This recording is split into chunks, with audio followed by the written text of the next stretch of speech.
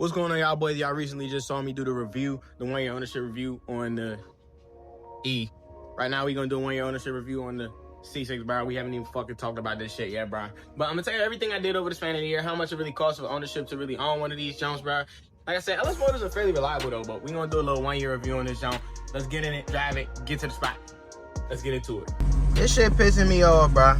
I don't know why the fuck this shit keeps showing up. This fucking active service handling shit, bro. It's kind of irritating, bro. This shit be happening randomly, intermittently as fuck, bro.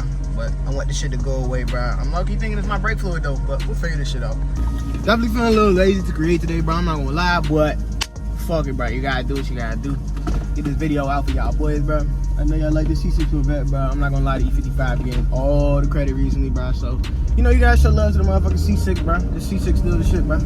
Still be dog and shit, bro. Do a little quick little pull. Sounds sweet all the time, baby. You know what it is, bro. You know, niggas know what it is with this C6, bro. To get y'all briefly familiar with the platform, all right? So this is an LS2 car. You could get LS3 cars that came a little bit later, Grand Sport, shit like that. This is an LS2 car, 6-speed. Earlier years, like 05, I think, right after the C5, bro. You got the 4L60, bro. So I recommend you stay away from those because the 4L60 is garbage, bro. If you anything jam, bro, you know 4L60s are garbage, bro. This is a 6L80. It's a tap shift transmission. You got paddle shifters on the steering wheel, bro. So I love the way this shifts, bro. I can downshift a second, all that shit. It's pretty solid for me, bro. I don't have too many troubles with the transmission. Now, I know y'all see my hood up, and that's because we about to get straight into this shit. We're gonna talk a little bit about under the hood. So here's the power plant. I'm not gonna lie, it's about to rain on me, but we're gonna get active anyway. Here's the power plant. 400 horsepower, 400 foot-pounds of torque, LS2. Now, what have I done under the hood? I'm not even gonna waste my time. So the main thing I did was the alternator. When I got the car, it was kind of fucking around, bullshitting. I don't know what was going on, but you know, I kind of ran myself rampant because I got it. It was starting okay, but then after a while, it started to trip. So it did turn out to be the starter. So the starter was about $200. I got that from AutoZone. Starter works cool, works great. It's absolutely fine now. It wasn't too bad of a pain to try to replace, but ended up being a starter. But I did also replace the alternator, and I did also replace the battery. All right, so starter, alternator, battery is what I have done so far. I will make sure to price everything out at the end of the video. But as far as under the hood, or at least under the car, whoa. Okay. Under the car, what I did was a starter because I had to jack it up and get under there. I did the battery under the hood and the alternator. Those are the main things. And of course, I changed the oil when you get the car. Anytime you buy a new car, you should make sure you change the oil. So that's the first thing I did under the hood as far as it pertains to maintenance. I have not done spark plugs, coil packs, or anything like that because for the most part, I have not had any misfires. I haven't had anything that has signals I needed. As it pertains to around the car, I have done brakes, sway bar links, and I did some more suspension parts like ball joints, stuff like that. I did do that because when I was driving this car and I first got it, it would do this kind of swaying motion when I would hit it. And I did a lot of research trying to figure out what it was, you know, and it turned out to be the sway bar links. Because once I replaced the sway bar links, the car buttoned itself up really nicely. It drives really straight and aggressive now, and it's exactly the way I want it. I want it to be very predictable and stiff, no diddy, but I need a car to be predictable. You don't want a Corvette that's unpredictable and swing. And while I was in there with the sway bar links, I also did the ball joints, and I also did the upper ball joints on the knuckles. There's 2 ball joints on the knuckles if you know about the Corvettes. So I did upper ball joints, lower ball joints, sway bar links, and tie rod ends. I also did tie rod ends because I got a whole suspension package and I just did all of it.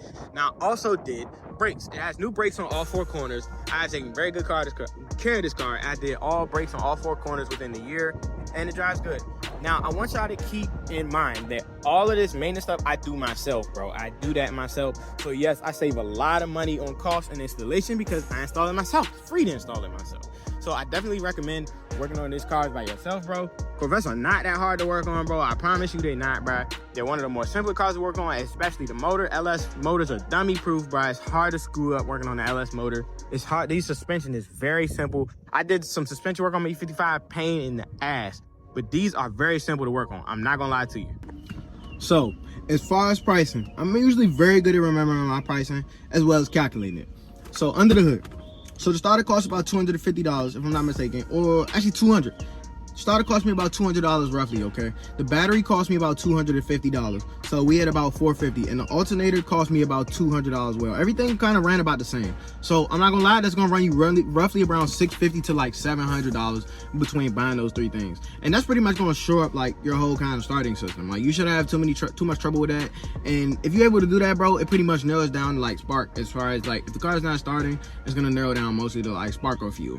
So, you know, Those things were very important maintenance items, so that's about $650.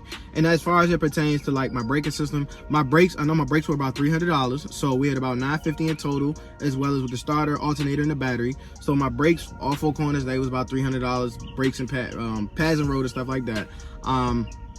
So let's say about $950. And then all of my ball joints and tie rods, sway bar links, all that stuff, I got myself a full little kit. It cost me about $300 too, so that's about $1,200. And then you did need an alignment with all of this stuff. My alignment cost me, I believe, about $175. So it totals into about maybe like $1,375, about $1,400 I maybe spent in total on maintenance items within this car. And for the most part, like, the car runs very well. I don't have too much trouble with it. It starts every time I come to drive it. As far as how the brakes and stuff feel, also wheel bearings. The wheel bearings cost me about $200. I forgot about that. So let's just say $1,600. I did do the wheel bearings, so $1,600. But all in all, to get a Corvette completely sorted out like a C6, that's a fairly good price. That's about all I spent for the year. And for the most part, you have to understand a lot of these things, bro, you ain't gonna have to deal with this for a long time, bro. So it's like, you know, all of it was things I wanted to get sorted out when I got the car. The person I got it from, it had been sitting a little bit, so I had to make sure I got it in order and stuff like that. And it's completely sorted. It's completely in order now. And it cost me about $1,600 to get it completely sorted. And as it pertains to how much it is to buy one of these cars, to spend $1,600 on top to make sure the car is pretty much completely sorted with all its basic things that usually go wrong with it, is not a bad deal whatsoever. So for the most part, I've enjoyed it. It hasn't given me too many issues. I understand the prices of what I paid and what it is, but like I also understand a lot of these things I'm not gonna have to deal with for a while. How much can you really complain when you get the haul ass in a dope ass car that everybody loves, everybody sees, bro? And it's one of the most loved cars on the street, bro. Get the haul ass. And it's tough, bro. Sweet as shit, bro. You can't complain when it comes to one of these, but hey, man. Thanks for watching my video. I appreciate it, man. I'm coming out with another video next week. I need to create some more content on this Corvette, bro. But it's not there yet. I think, you know, I got to go with the cam and nitrous. So I'm not going to lie. I'm going to tell you a little secret. I definitely already bought the cam for this car. It's a stage 1. But I'm afraid to put it in. I want to improve my braking system first. These cars are very, you know, light and dangerous. So I want to make sure that I'm able to brake whenever I need to. You know what I'm saying? I don't want to get in no situation where I can't brake and shit like that. It's going to get me in trouble. So once I get that all sorted out, my braking system, and everything feels good for me, I'm definitely gonna put some fat tires out back. I'm gonna get a nitrous system. I'm gonna throw that cam in there. Y'all definitely gonna get the full cam installed. So, you know, we lit, man. Y'all have a great day. Have a great week, man. Gone.